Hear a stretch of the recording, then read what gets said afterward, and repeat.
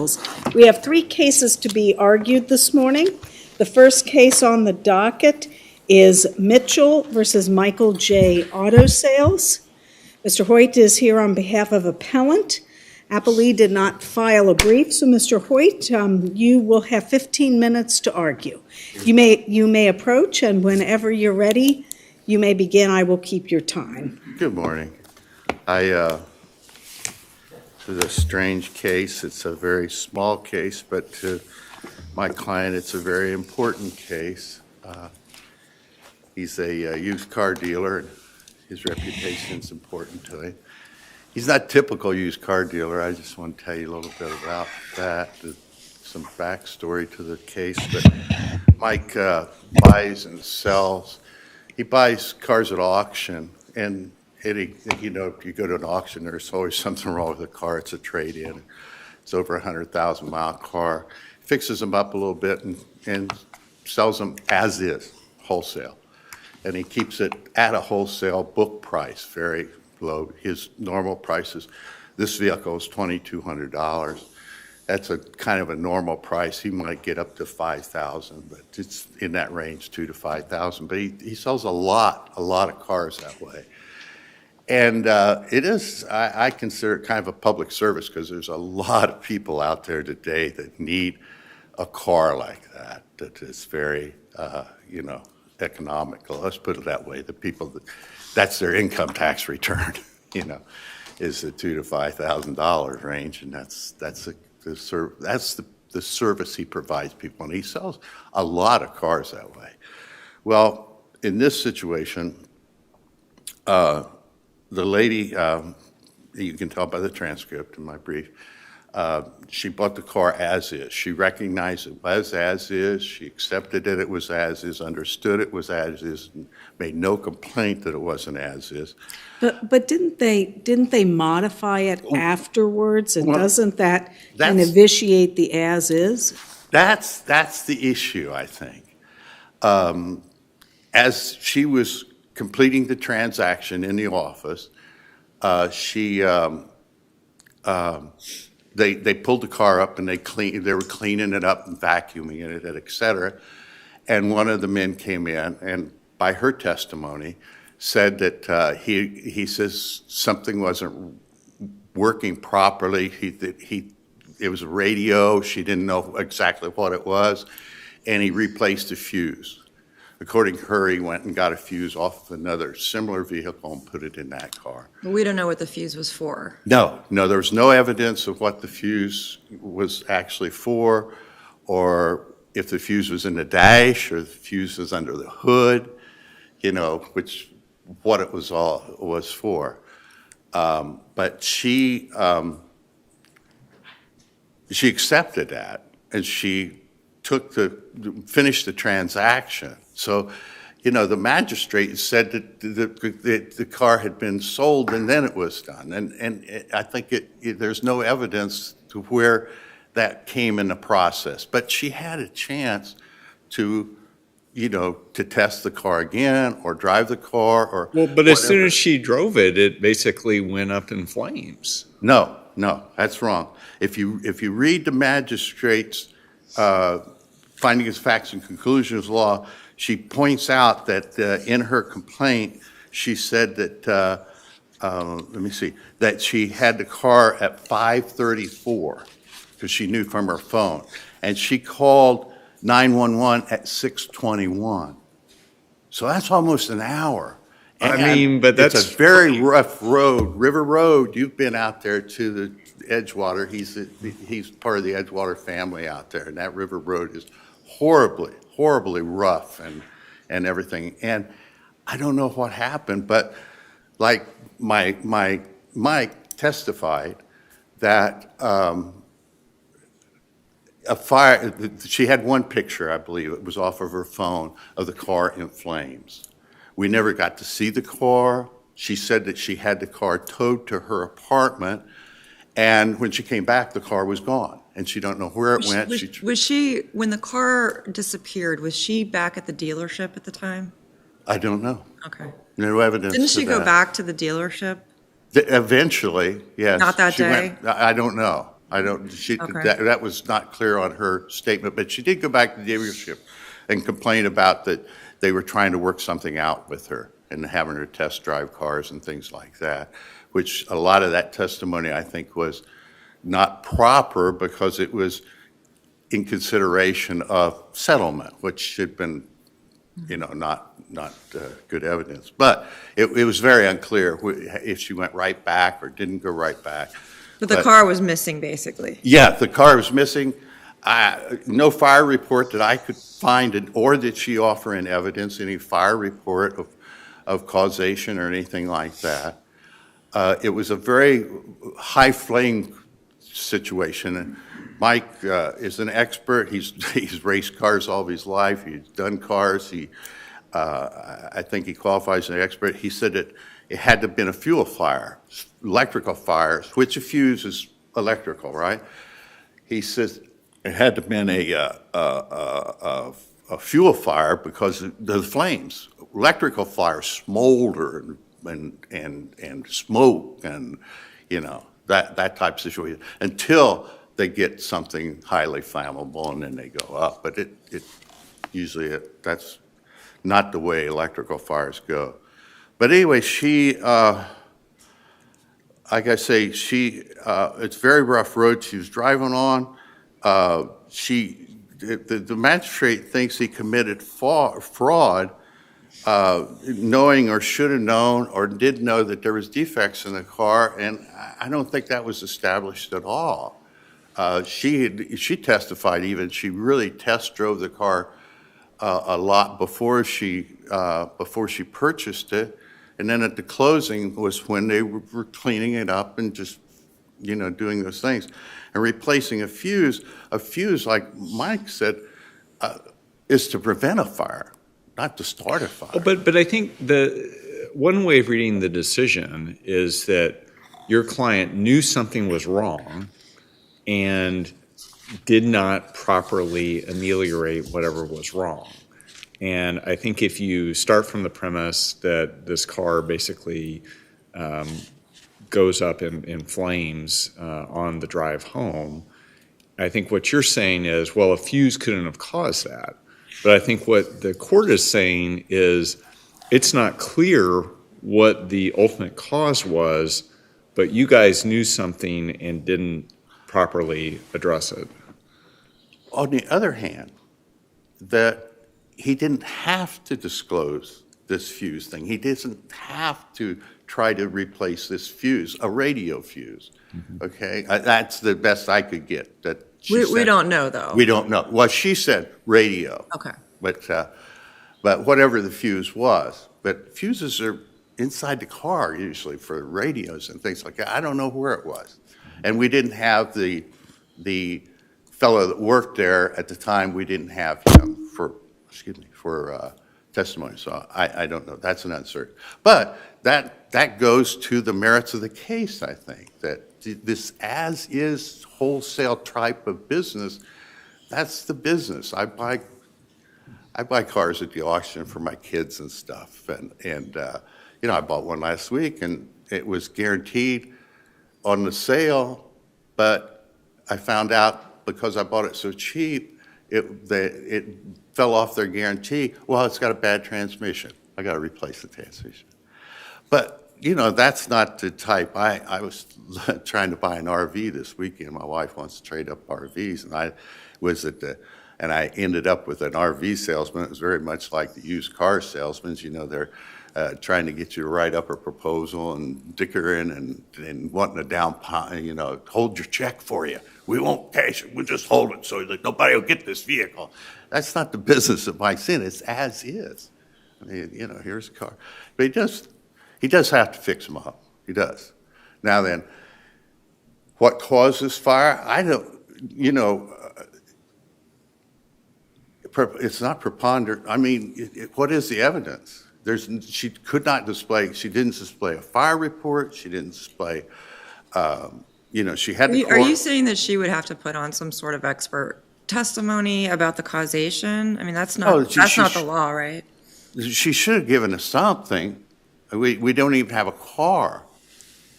We didn't even, and when this car just disappears. And she didn't insure the car either. So I thought that was unfortunate. But I just, where's the fraud? I mean, that they replaced, they did something they didn't even have to do for this lady who had already test drove it, had already bought it, and if they do, did they do that before she ran that credit card through? I don't know. No, we don't know. But it was, again, beyond Is that what he needed to significant, do. though? So that's significant to you, whether the fuse was replaced before or after she completed the purchase? I still, yeah, I think it's critical in a way, because if it happened before she was buying as is, was told that the fuse was replaced, and still accepted the car and drove it off the lot. If she'd had a problem, she should have said something right then. I think that, the acceptance, that's 1302.64, she had the opportunity, you look at the elements of acceptance, she had the opportunity to inspect it. She failed to reject it, and she took possession and had it for only an hour, but that's a long time on River Road, an hour. And I think the magistrate was somewhat biased on my client's part too, but I think that's neither here nor there, but said that she thought the biggest mistake she made was buying the car there. But she didn't like my comment that you cannot predict stupid. Mike gets in court probably once a month, but he sells 1,000 cars a year probably. And once a month, and people do stupid things. And I apologize, I wasn't talking about this defendant or plaintiff when I said you can't predict stupid. I was talking about Mike's other clients that sue him regularly, once a month he runs into somebody. And it's about taking decisions, and that's my new book. It's you cannot predict stupid, and it's about decision taking, and that's what I meant with the magistrate. But she didn't get the idea. But it's in the library if anybody's interested. It's in the law library, so it's a big work on. I try to take the business side that I was in so many years, and then the due process side. We've got a real process for making decisions, and this is part of it. And this is probably my last time here. I think I'm going to hang up my shingle one of these days. But this process is wonderful. That so many business decisions don't get reviewed. Do the plan. What do you mean you can't do? That's the plan. Do the plan. Where the business decisions don't get reviewed, and that's the biggest mistake businesses make. But the law has this review process, and so I try to take in my book. I try to take our process for due process and kind of apply it to not only business but everyday decisions. So. If you get the chance, it's in the law library. You have about 1 minute left. I'm good. Thank you. It's so good to see you again. All right. Good to see you, too. And if you have any more questions. Any questions?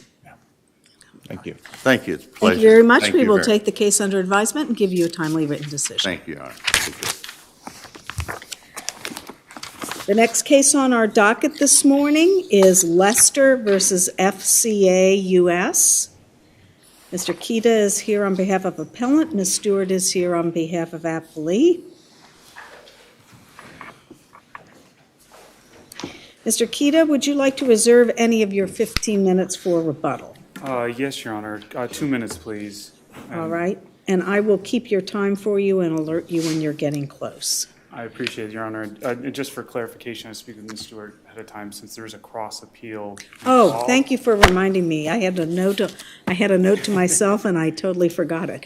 What we plan to do is allow each of you 15 minutes and allow each of you to reserve time in rebuttal. And that way you can address whatever issues, however you want to address them. All right.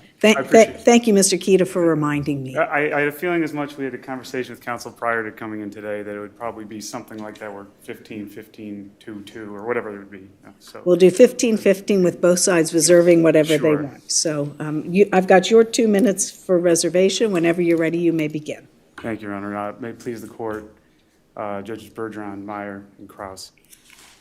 My name is Kevin Kita. I'm here representing the appellant FCA US LLC. The trial court erred in this case when it failed to grant judgment for FCA US on plaintiff's Consumer Sales Practices Act claim for a couple of reasons.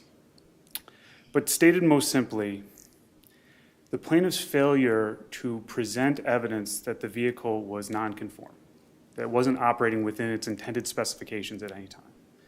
And then the jury's finding of fact, specifically on that issue, that the vehicle was not defective, and that FCA US upheld its warranty obligations, preclude a finding that FCA was unfair or deceptive because an independent dealership employee decided not to look further, to put it in plaintiff's terms. Well, what was that based on exactly? I thought that there was some sort of correspondence from your client to the dealership telling them not to do something. And that's incorrect. That was stated in Appellee's response brief, and that's a mischaracterization of the facts entirely. Okay. There was a series of documents submitted at trial that are called Customer Assistance Inquiry Reports, or CAIR documents, C-A-I-R. These are essentially a diary of communications either from a customer to FCA directly through the 800 number, the customer assistance line, and then the follow-up that customer assistance at FCA does reaching out to a dealership. The appellee reached out to FCA to discuss problems they were having with one of the 4 dealerships that looked at this vehicle and said, by the way, it's not defective. He was getting upset because people kept telling him, your vehicle is doing what it's supposed to do, and he didn't believe them. And there was an exchange of words, and they ended up swearing at each other, and the curse is all documented there. What the customer service representative said to him was, look, the dealership has been telling you you're using aftermarket tires on your vehicle. You're complaining about vibration, but you're refusing to put OEM tires, or the original intended tires, on the vehicle. And when they do, it changes the way it feels. So if you want to get it test driven and diagnosed and you want to put original tires on, then any dealership besides Northgate, because of this, they have a right to refuse you service if you're going to have this type of at least violent language altercation. Then you can go to any other dealership you want, but until you do that, they're not going to do this. And that's what's documented in there. They then say, we'll reach out to Jake Sweeney, which was a dealership the plaintiff had met somebody at his own work, a separate dealership, and said he wanted to get it looked at there. He said, we'll reach out to Jake Sweeney and tell them we talked to you and reflect this. When they reached out to Jake Sweeney said, we have a vibration analyzer now, but we only use this on vehicles that are abnormally vibrating. This vehicle doesn't do that, so we're not going to use it. And FCA says, okay, well then there's nothing further to do. That's the communication. But was there any, I don't understand what this device is, but was there any, would it be really complicated? Would it be expensive to use the device to test the vehicle? I personally can't speak to its complication because I've never used it. The expert and the technical advisor that was employed by FCA and ultimately was involved in this case and used this on plaintiff's vehicle, testified about it. Effectively, it's a computerized device that can be connected to the chassis and the vehicle itself to try to identify if anything's out of spec as far as normal vibration. It doesn't provide any printout or anything like that, but basically gives you a score within a certain numbered frame. I unfortunately don't know exactly what those numbers are. So as far as the expense of how much these cost, I don't believe that testimony ever came out in the record. I know that there aren't many of them. It's abnormal for dealerships to have them, and Appellee, in this case, reached out to a number of dealerships to see if they had one. I get the impression, I believe, and I think the testimony trial was effectively, some dealerships pay for them and get them. They're not required for a dealership to have in any way, shape, or form. And so if, Jake Sweeney doesn't have one, they might call up Northgate and say, hey, do you have one on you? Do you mind if we borrow it? Can we do something like that? And they'll kind of pass them around. But as far as the expense, I'm unfortunately, I'm certain. But and getting back to the initial point is, there was no direction. FCA never told any dealership, don't look at this vehicle. That's not reflected in any testimony provided by anyone. It's not reflected in the care reports by anyone. The testimony was effectively, here's his complaint. Jake Sweeney says, we have one. This vehicle is not operating abnormally. We're not So let's assume that there was no defect in this vehicle as the jury found, but your client had taken steps to do exactly what you said they didn't, which is to go around to dealers and say, don't deal with this person, whatever, like something that we would think is inappropriate. Would that be enough to trigger liability under the statute, even without the underlying defect? Based on that hypothetical, I would think the answer would still be no, because we don't have any base. The responsibility under the FCA has towards this vehicle is entirely based on the warranty itself. That's the consumer transaction, where CSPA, it's got to be a deceptive act in connection with the consumer transaction. Well, this transaction is only involving FCA because there's a warranty on the vehicle. If this was a used vehicle with 200,000 miles and no warranty, FCA would have nothing to do with it. We wouldn't even be here. But, so the warranty is the connection. Well, the responsibility under the warranty is to pay for the cost of repairing a vehicle that's defective in material, workmanship, or factory preparation at the time it leaves the factory. So, if there's nothing that requires repair, then there's no duty upon FCA or any dealership to do it. I mean, it's kind of akin to, what's the doctor's responsibility towards a hypochondriac who's not sick?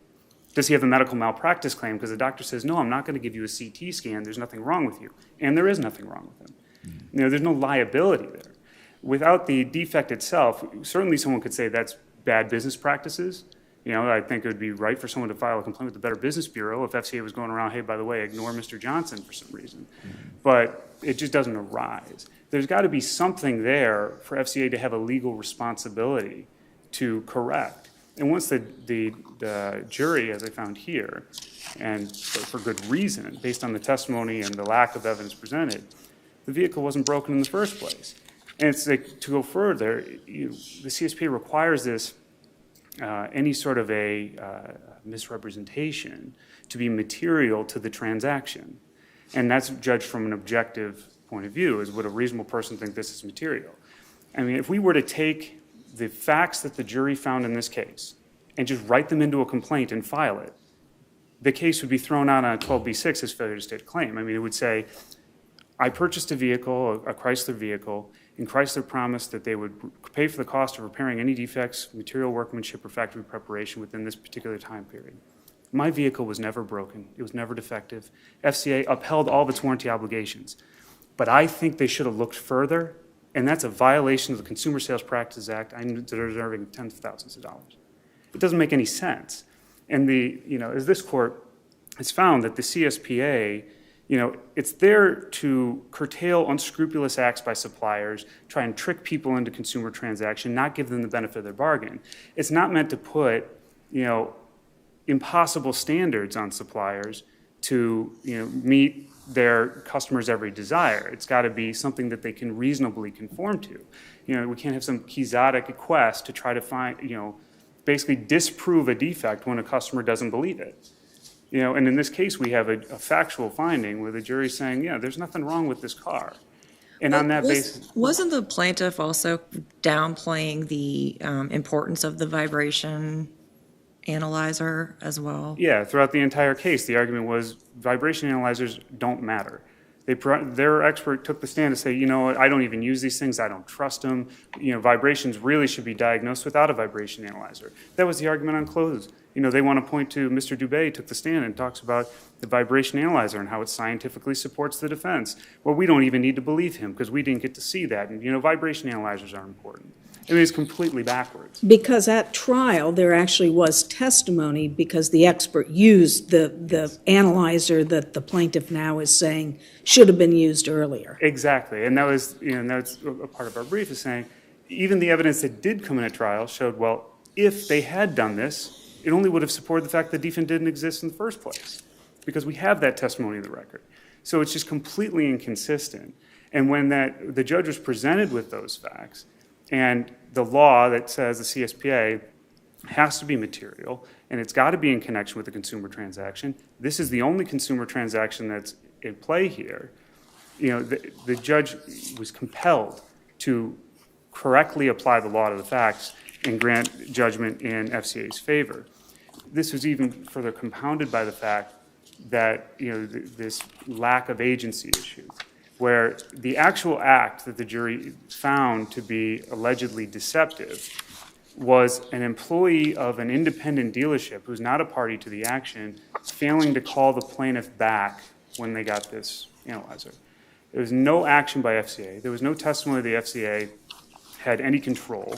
It was Jake Sweeney was the dealership that was involved, and that's one that plaintiff chose to go to on his own. He didn't call FCA, and we said, oh, you got to go to Jake Sweeney, and you have to go specifically because they'll call you back about this analyzer, and they didn't do it.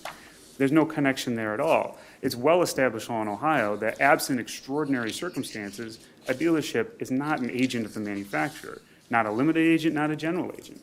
And all of the cases they cited in our brief to talk about parent agency, it's always someone at a dealership or someone who's acting as the agent is making some sort of a statement going forward that, hey, I work for someone, so I can either bind them to this contract, I can do that. None of that happened here.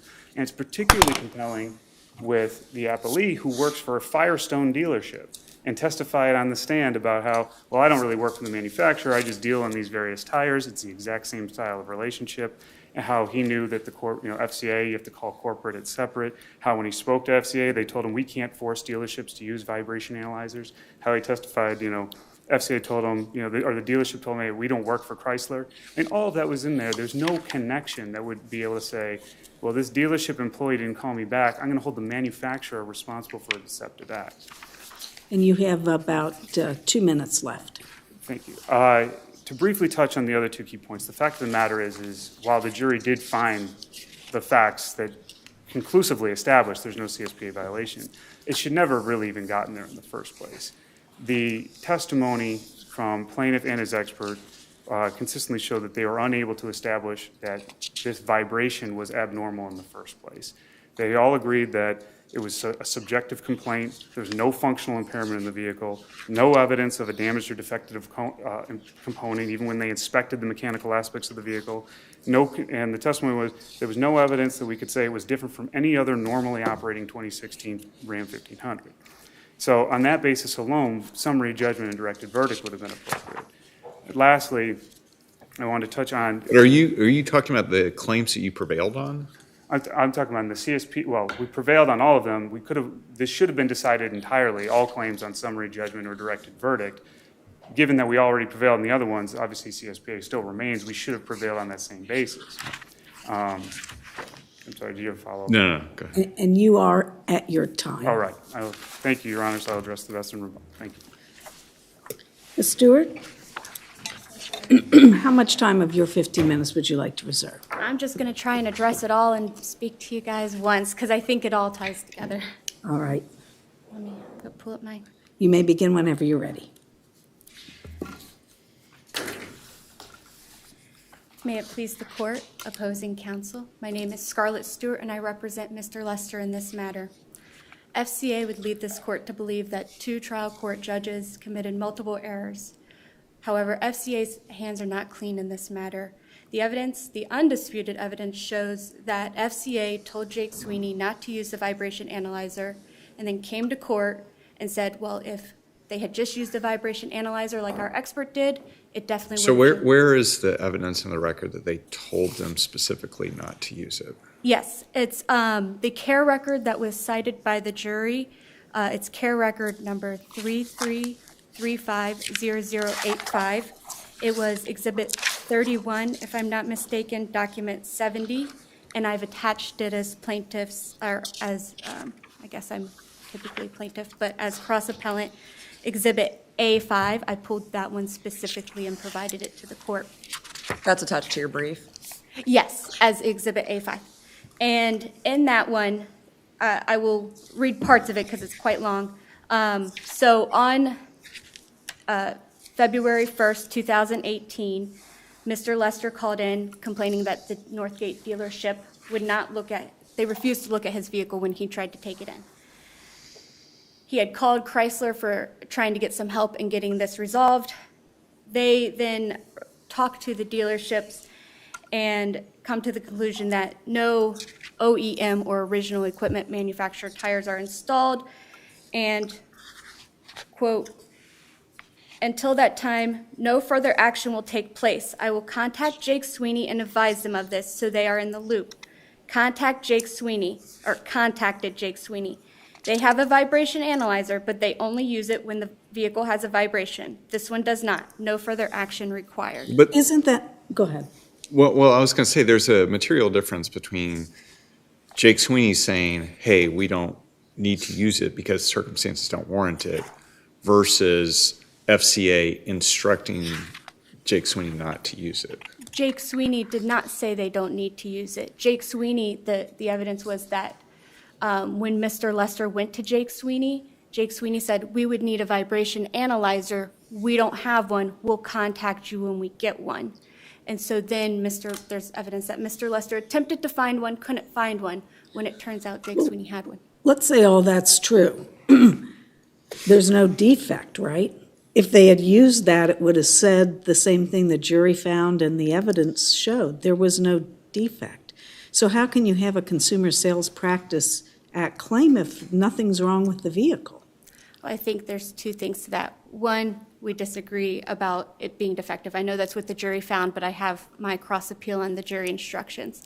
But two, I think the jury found the deceptive act to be saying, hey, don't use one, he doesn't have OEM tires, when the evidence did in fact show that Mr. Lester put his original OEM tires back on this vehicle prior to this care incident. The evidence said that he put his original tires back on in January of 2018.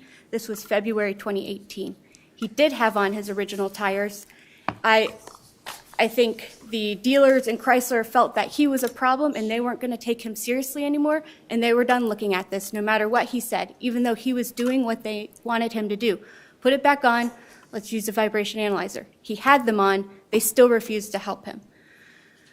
So that action alone. Do you agree that if there is no defect, there can be no Consumer Sales Practice Act claim? I don't agree with that, Your Honor, because Walk me through the elements then on how, in this case, there could be one. Yes. What's the consumer transaction? Let's start with that. The consumer transaction, well, the statute is before, during, or after a consumer transaction. I think the consumer transaction would be attempting to get these warranty repairs, because a consumer transaction under 1345.01A says that it can be either a sale, a lease, a transfer of goods, or a service. In this case, it would be attempting to get the warranty repairs under the warranty that he has. But there, and maybe I'm coming back to the same thing again, but to get a warranty repaired, there has to be something to repair, right? So that gets me back to the defect question. And you're saying the jury got it wrong. Yes, I think they got it wrong because of the instruction from the court, where they were only told part of the law, and then the court had refused to provide further instruction that came quoted from the Reading court. They only used part of it, where the plaintiff would only need to establish that there was circumstantial evidence to prove the symptom and rule out any other possible causes under the warranty. So instead, the jury was left with the impression that, well, they need to be able to prove the specific defect. Well, I thought the judge did instruct that they could reasonably infer a defect. That was part of the instructions, correct? It did, but it left out the other part saying we didn't have to eliminate all other causes. So it was just reasonable for a specific, I do not want to misquote it to you. The plaintiff is required to present evidence that from which a reasonable inference can be made that a specific problem with the vehicle is due to a defective part, right? Yes. And what's missing from that? So the part that's missing, the Reading court said also after that sentence, symptoms may be circumstantial evidence of a defect. The plaintiff does not need to prove the precise cause of the condition, you may find a nonconformity even if the plaintiff doesn't eliminate all other possible causes.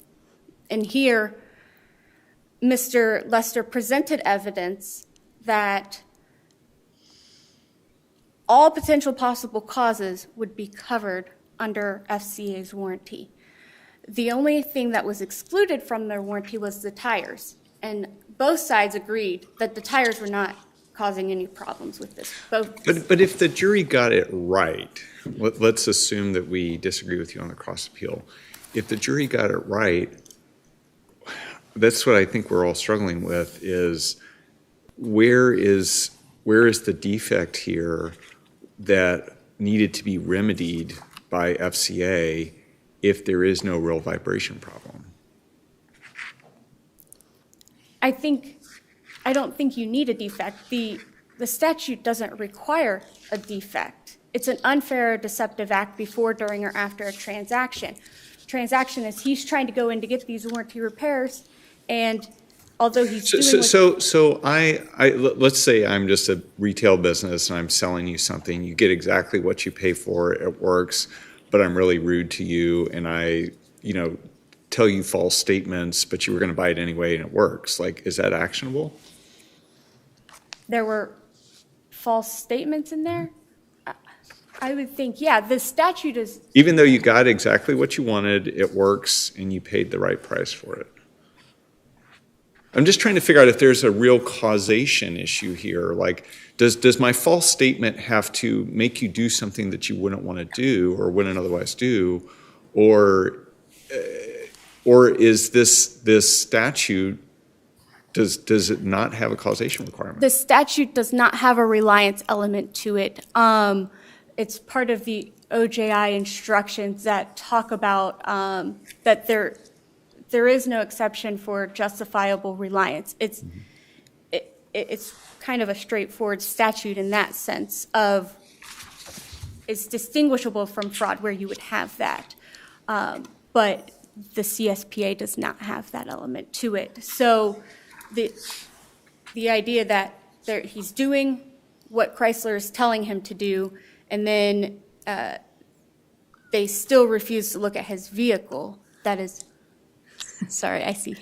That's okay, but I'm still on the same point. If we're talking about the element that the defendant committed an unfair or deceptive and or unconscionable act or practice, following up on Judge Bergeron's question, if the unfair or deceptive act is not using the vibration tester when they could have and telling him they weren't going to, or they didn't have it, if that's the deceptive practice, and it turns out that had they used it, they would have found there was no defect, what could the damages possibly be from that deceptive practice? I think the jury saw it as Chrysler claims this could have definitively determined it, came into court, presented tons of evidence about that, yet refused to look at it. I think the jury was seeing it that way. On top of, I still think they erred on the part about it being defective. I think they were finding that act of refusing to look at it and then coming in here and saying, yeah, if you would have just used this, that is a deceptive act. And what's the damage then? What's the measure of damage? His actual damages. Which were what? I mean. Nothing? No, he's still got stress and frustration, which they did allow him. And he still had a truck that was not operating that nobody would look at. Well, but at the end of the litigation, everybody had looked at it. 4 dealers looked at it before the litigation, and after the litigation, 4 dealers and 2 experts had looked at it. Well, yeah, they disagreed. The experts disagreed, but those were independent, one being, well, my expert was independent, but Chrysler's was an employee. But to get warranty repairs, he's got to take it to another dealership. And these dealerships in Chrysler have already had the impression that he's a problem child and we're not taking him seriously. Go away. But if there's nothing to fix, what can they fix? There is something to fix. What does the evidence show that could be done to fix it? So Mr. Overbeck had testified that it was likely a problem in the either suspension or drivetrain, and none of the dealerships ever looked farther than the wheels and tires. Even though in a care record, Mr. Lester called and asked them to look further, he was bringing that up to the dealers. They refused to look any deeper into the vehicle besides the wheels and tires. They had determined fairly early that he was a problem, this is not it. And he tried to take steps to try and get that corrected, and he tried different tires to try and rule out the tire, because at one point one of the dealers said, "You've got bad tires." So he tried to replace that. That didn't work. Then they tell him, "Oh, you need to put back on the originals." They do that. They're still not looking at it. They never took him seriously. I did want to, because I think I'm getting short on time. You've got about 5 minutes left. Oh, then I hit my timer a little quick. I want to touch on the agency aspect.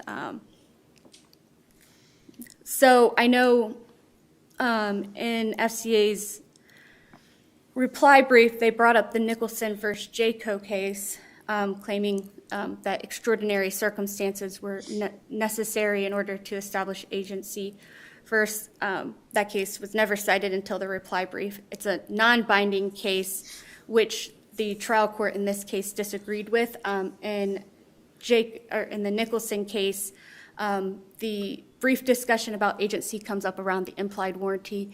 The trial court obviously distinguished that case here, the curl, and allowed the implied warranty case to go to trial. And the words extraordinary circumstances are not in that decision at all. Second, Mr. Lester wouldn't need to establish agency because Chrysler was directly involved. As the care records show, Mr. Lester was reaching out to them, and they're always telling him to go talk to the dealership, and then they spoke to the dealerships themselves about this particular situation with Jake Sweeney. But is speaking to the dealership enough to establish agency? I'm saying agency is not required because they were directly involved. So their direct involvement in telling them don't use the vibration analyzer, that is where the unfair and deceptive act lies. So I don't think we even needed to establish that. But if we did, then I believe Mr. Lester has presented sufficient evidence of apparent agency, because under that, FCA would have to hold Jake Sweeney out as possessing sufficient authority on a particular act or group of acts, and in this case, seeking warranty repairs when Mr. Lester attempted to get warranty repairs in prior care records. He reached out to Chrysler, and they told him, you need to go to a dealership. You need to take it to another dealership. Chrysler was always telling him to go to a dealership and work through the dealership because that's the only way that it is done. And the warranty manual actually instructs him to go to the dealership. So I So your argument really is that their failure to investigate what he claims was a defect. You're saying that it doesn't matter if the jury found a defect or not. It's their failure to investigate his argument that it's a defect? I mean, is that the violation here? Yeah, and I believe I had phrased it at trial as refusing to look further to diagnose it. So that refusal to go the extra steps, and I had a couple. The refusal to use the vibration monitor, like that's the issue, right?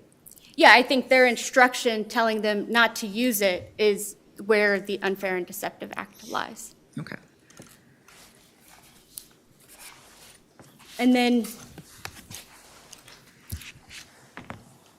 I don't believe Mr. Kita had touched on it, but the attorney's fees, I do feel that the court properly exercised its discretion in this. It is a remedial statute to be construed liberally in the consumer's favor, as well as the CSPA. That is a liberal statute. I believe I have covered everything. I think my time's up. Yeah, you have a good sense of time because you've got about 30 seconds left, so thank you very much for your argument. Thank you, Your Honor. Mr. Kita, you have 2 minutes remaining. I'll touch briefly on attorney's fees and this jury instruction issue, which I think need to be remedied. I think, based on your Honor's questions, that you've logged on to the kind of circular lack of logic that occurs as we start going into the CSPA in the absence of a defect. And how the heck does this possibly, constitute an unfair or deceptive act in connection with a consumer transaction if there's nothing wrong and you got the benefit of your bargain? And I think it's further articulated in Appellee's arguments with respect to attorney's fees. The statute's very clear that you can only recover attorney's fees in a CSPA claim for work put into getting the CSPA verdict, proving the unfair deceptive act. Claims for which attorney, if you lose on other claims and you're not entitled to attorney's fees on those claims, any work put into pursuing those claims is not permitted. Well, in this case, isn't it very difficult, if not impossible, to separate those? It's all one case. Well, and that is exactly my point, Your Honor. So it's got to be one or the other. Do we share a common core facts? Was the CSPA claim theory based on the breach of warranty? Because if it is, there is no breach of warranty. So the CSPA should have been ruled in NFCA's favor. Well, but that's different than the attorney fees. If the jury got it right and there was a Consumer Sales Practice Act violation and awarded fees and the fees are indistinguishable, then the court got it right. Well, this is exactly, I guess, what I'm getting at, Your Honor, is it indistinguishable? And based on the record we have here, the answer is no. Because when we had our attorney's fees hearing and we cross-examined counsel regarding what were you doing with respect to these various time entries, and the testimony is the vast majority of my work on this case was trying to prove a defect in the vehicle. Well, sure, because that makes everything easier, but that's not how the jury saw it. Right. So if these are two separate claims, right, if the CSPA claim is independent of the breach of warranty and that the work involved in trying to prove a breach of warranty, which was 95% or more of all the work put in, was not part of the CSPA claim. Okay, so what was involved in getting the CSPA claim? Because it's independent. So what discovery, what deposition, what argument was needed? Because that's compensable, because that's the work you put in to get the CSPA violation. Or I think are she they all would the same? say all of it. Right, and if it all is the same, and she didn't say all of it, the testimony is in there. She said, no, this basically was all based on proving a defect, and the issue of getting this care report was done within the first 5 hours of work on the case, because we gave it right up. You can't argue it both ways. It's not, well, these are completely separate, independent things, and the jury could reasonably find that this is a completely separate thing, has nothing to do with the warranty, nothing to do with the vehicle whatsoever. It's this other thing. And then when we say, okay, well, what work did you go and put into that? Well, you really can't separate it because all my work trying to prove it was defective, all of that, which wasn't true, all of that work should be compensated for this completely separate, independent act that had nothing to do with that. You can't separate it that way. And you are at your time, because I ask you a lot of questions, but nonetheless, you are at your time. All right. Well, I appreciate it, Your Honor. With that, we ask that you would reverse the trial court's order and enter judgment in favor of FCA on the CSP. Thank you. Thank you both for your arguments this morning. We will take the case under submission and give you a timely written opinion. Thank you, Your Honor.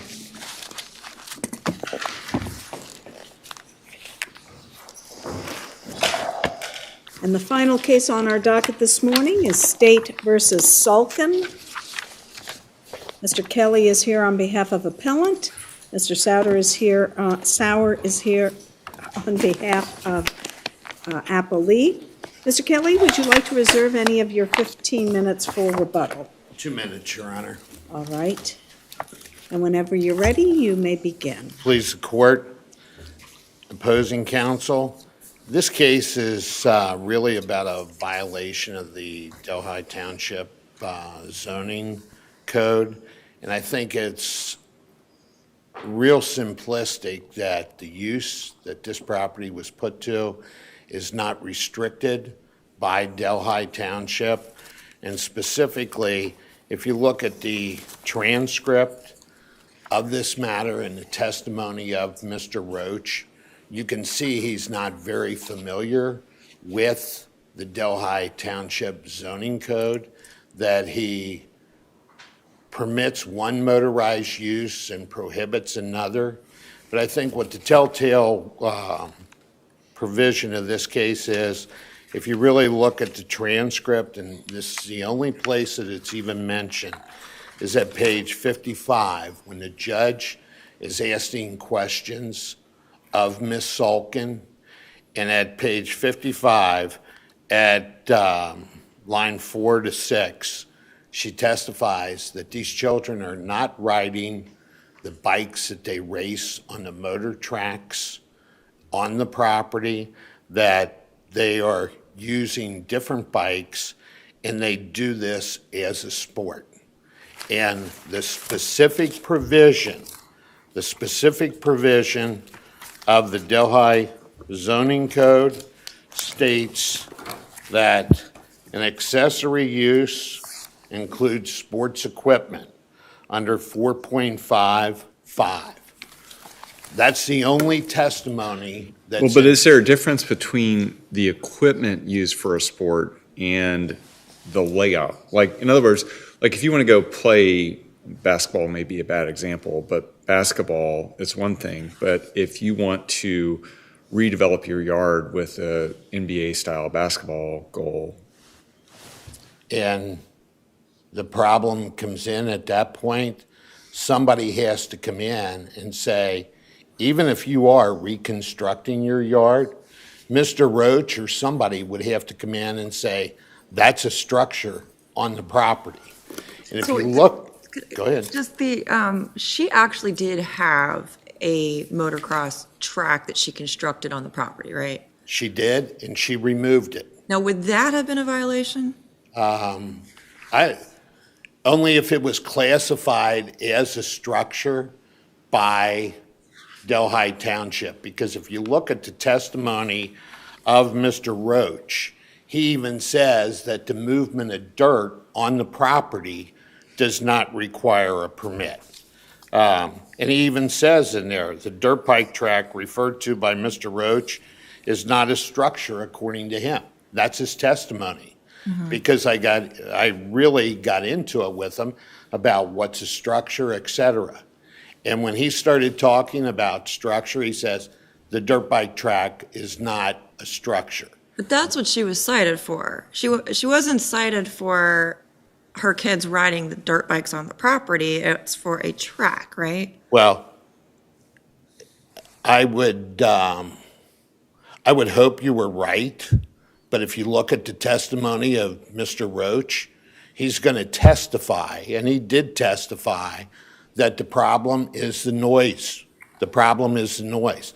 If it's the noise, then they have to have some type of noise ordinance to measure what's permitted, what's not permitted. That's where the issue with the Delhi zoning code has a real issue. Yeah, and I guess I'm confused as to, is the track the problem or is it the noise? And I don't know what the state's position is on that. I guess that'll be my question for Mr. Sauer. Well, if you look at it and you look at the judge's questions, in his questioning of Ms. Salkin, he's concentrating on the noise. Roach even concentrated on the noise. Now, if they could sit there and say, this use is not permitted, but when the judge asks a question and she responds and says they use this as sport, and the Delhi Township permitted uses says sports equipment is permitted. Not everybody's children may ride dirt bikes in their backyard, but the bottom line is they're going to say, well, this is a separate piece of property. It's 4 parcels of property that are all contiguous, all adjoined, and it's all assembled as one property, which they use as one property. And the bottom line of this situation is you'll find when you read this transcript, they are not concentrating on the use, the structure, or anything else. The only thing that Roach is complaining about is the noise. He actually says the noise is the problem, okay?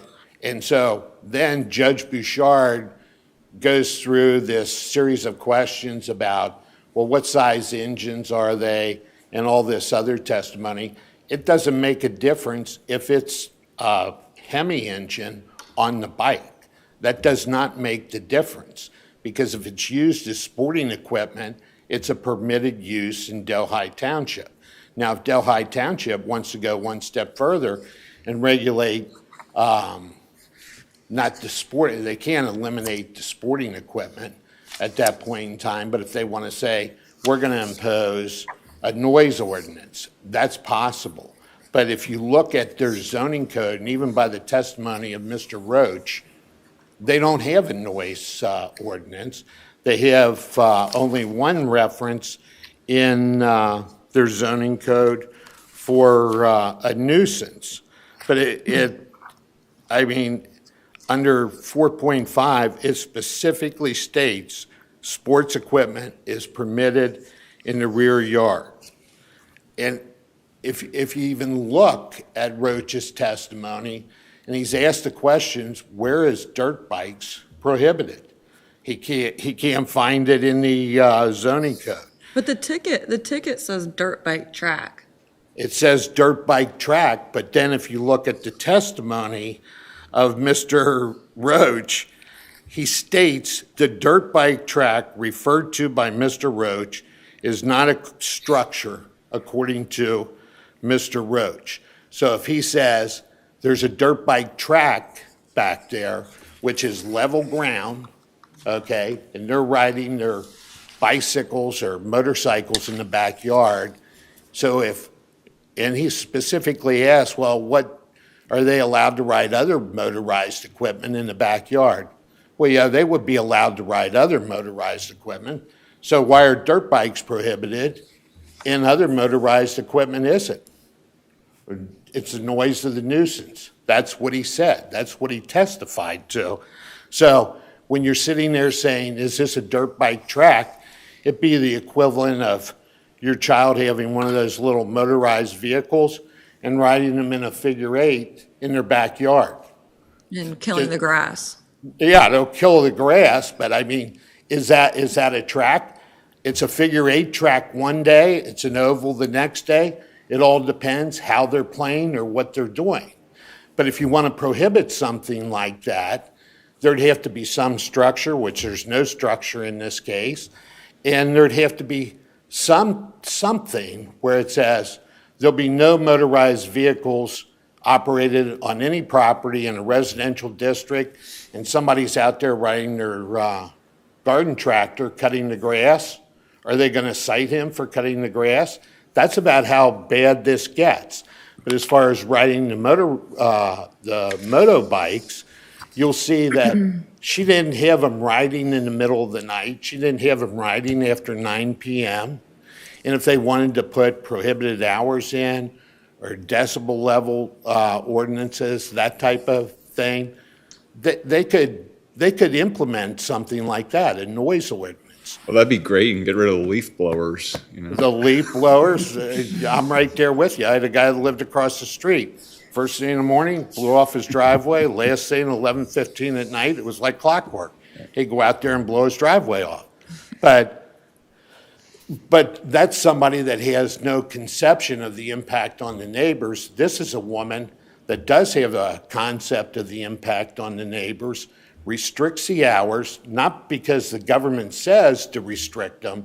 She restricts them to be a decent neighbor, not because they say take down the first dirt bike track.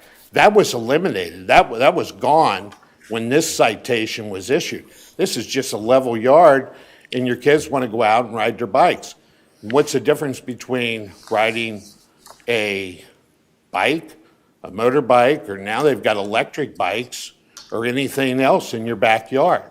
And where would you rather have your kids supervised? In your backyard or at somebody else's residence, or taking them somewhere else?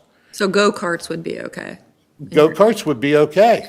In your reading of this code. And the reason why go-karts would be okay is if it's used as a sport, you can do that. Same gentleman across the street. He's got a leaf blower. His child raced go-karts going 85, 90 miles an hour. He had smaller go-karts that he would ride in his yard. And that's a sport. And even when you go, if you just go, and I just Googled motorbikes as sporting equipment, and even Wikipedia says if they're used as equipment for some sports, including motorsport, I don't know, it's got a motor on it. It's been testified to that it's a motorbike. I mean, it's right there. The only thing that I'm saying at this point in time, what Delhi Township charged, they did not establish. And Judge Bouchard's questioning of it evidently identifies that the evidence was not there for the use or the prohibited use or anything else. He's sitting there thinking, well, these motorbikes are probably loud and everything else, and they may be. But if you don't have a noise ordinance, it's your property, you've got the right to use it. And you have 1 minute left if you'd like to reserve 2. I'll reserve 1 then. Well, Thank you. You have 2, you can reserve 3 if you stop now. I probably ought to stop. All right, you've got 3 when you come back. That's my advanced math for the day. Good morning, Your Honors. Good morning, May it Mr. please the court, Sauer. Mr. Kelly. I think there is some confusion in the record about what the actual citation was. It's the use of the property that's the problem, and I think the way it is characterized as a track is that it's used for this purpose so often that there's an actual track worn in. Well, and so picking up on something that Mr. Kelly said, like I was thinking about this case, and then when I grew up, we had a small backyard, and my brothers and I would ride our bikes, and since it's so small, we rode around the perimeter. And after a while, we predictably killed the grass, and there was a dirt track there. Right. So my question is, if that was what occurred in this yard, that it was bicycles rather than motorbikes, Yeah. is that a problem? Well, I think part of the problem is here, Mr. Roach was allowed to testify as to some of the policy that was behind this, and I think what we have to look at is the language of the ordinance itself.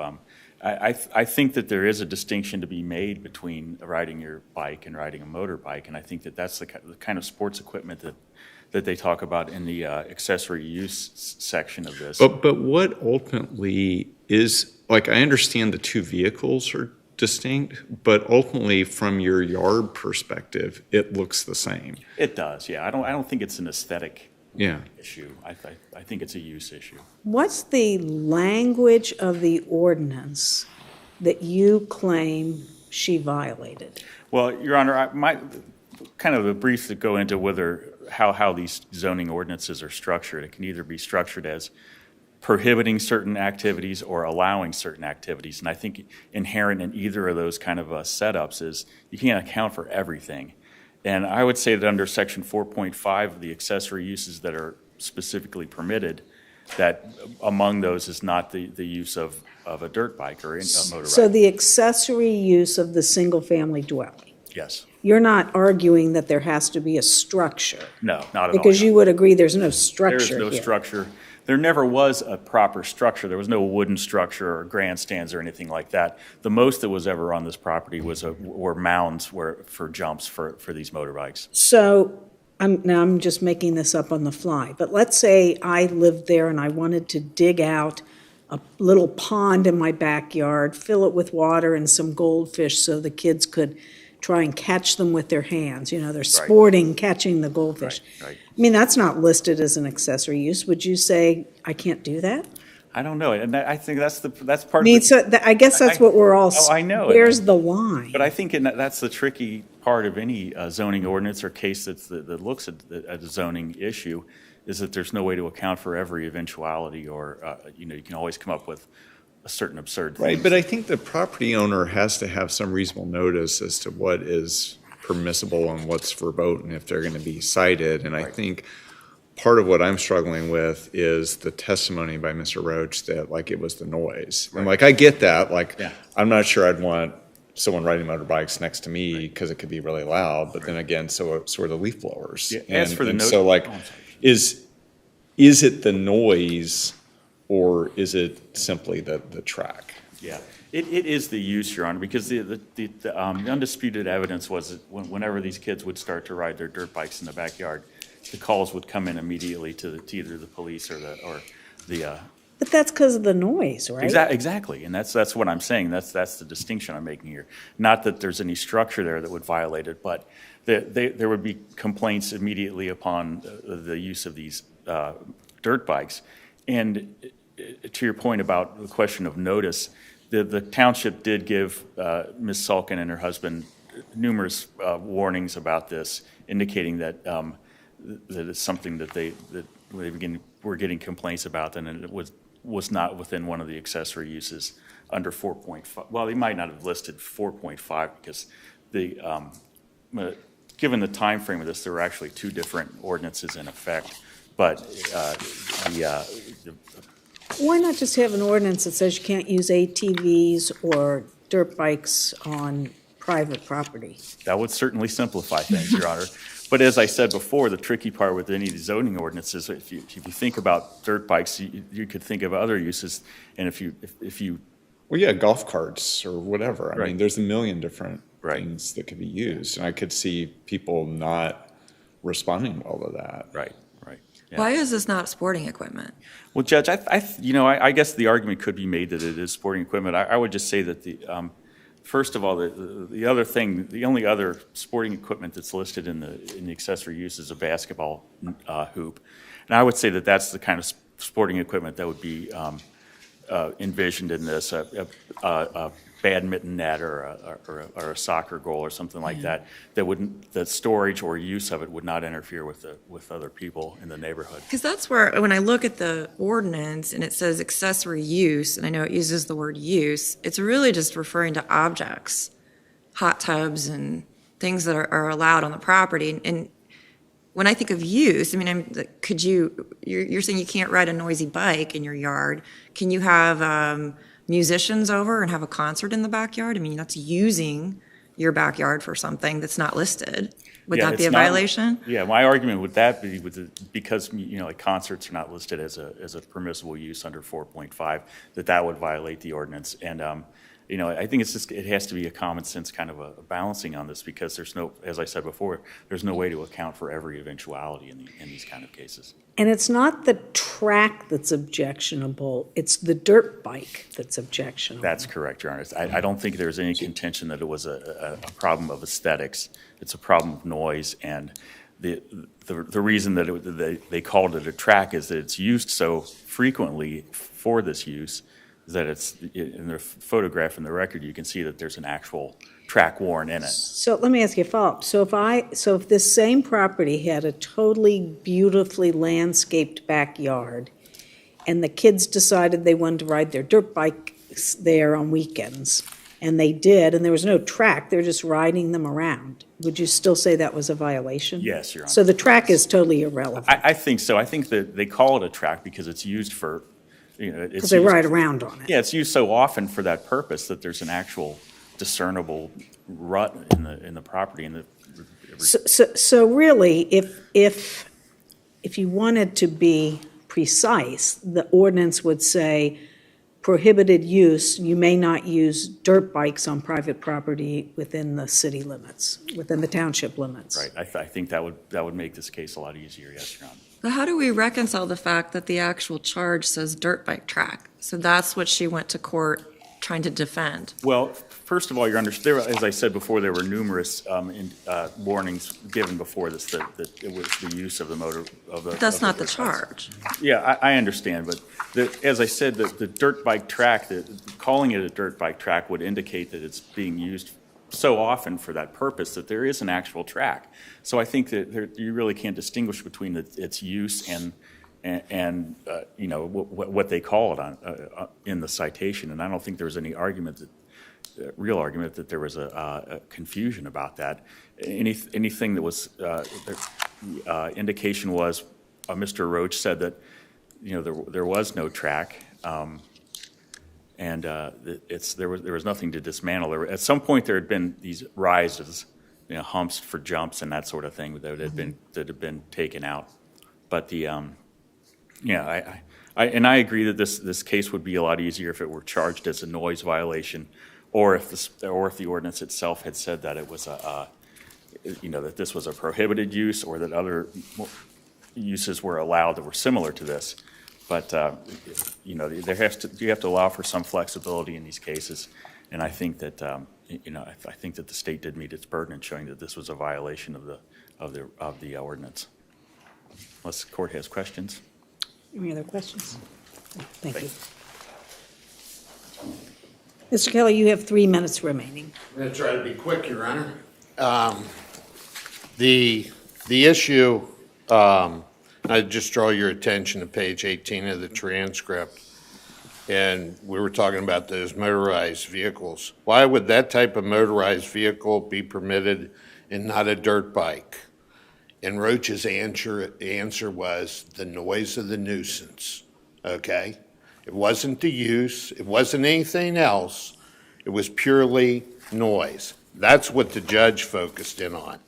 But as far as... But couldn't you have a prohibited use and say it's a prohibited use, even if the reason is because it's noisy? You could, and you'd pass a noise ordinance, and I mean, I can just tell you from experience, Norwood had a 1928 zoning ordinance that they had up until 1983 or 84. And then progressively, as situations arise, you amend your ordinance to adapt to what people do. You can't even imagine how people are going to put their property to use, such as I caddied with a guy who had a caiman in his tub, okay, and tried to call me up when I was the law director and justify why it was a pet. And he's saying, I used to caddy with you. I said, you can't have it. It's prohibited. But those are the type of situations you run into. But in this situation, Roach is saying, and he testified, he's never been on the Salkin property to determine if there was a dirt bike track. That's his testimony to the court. He could not identify any provision of the Delhi zoning resolution that prohibited motorized vehicles on the Salkin property. He's asked all these questions. He couldn't identify in the zoning code where dirt bikes are prohibited, okay? And he couldn't find the definition or find the two words motorized vehicles anywhere in the Delhi zoning ordinance. So instead of going to his law director or township attorney and saying, this is what the problem is, we really need to address this from a noise standpoint or whatever, he didn't do that. He just, out a complaint comes, and what's his experience in terms of being the administrator of these zoning resolutions? He had no experience whatsoever. That's in the record. He gets hired for that position, and everybody knows why certain people get hired to government offices, and he gets hired, and Delhi Township is not a place that's devoid of money, but you want to get the most qualified people in those positions so that the citizens of that community have not only respect for the enforcement authority, but understand that the ordinances are being administered in the proper manner and that people are trying to do what's right, fair, and just according to the laws of the state of Ohio, constitutions of the state of Ohio, and the Constitution of the United States. And I think essentially what you've heard here today is this entire prosecution of this woman was bad, okay, was not right, and that Delhi's got to go back and take a look at their zoning ordinance and their resolution and tailor it to specific instances that they may find objectionable. And I would say... You are at your time. I'm going to let you finish that thought, but you are at your time. I'll just say 4.5 says sports right in it is an accessory use. Thank you. I appreciate the opportunity to appear. Thank you both very much for your arguments this morning. We will take the case under submission and give you a timely written opinion. That will conclude our arguments this morning for the First District Court of Appeals.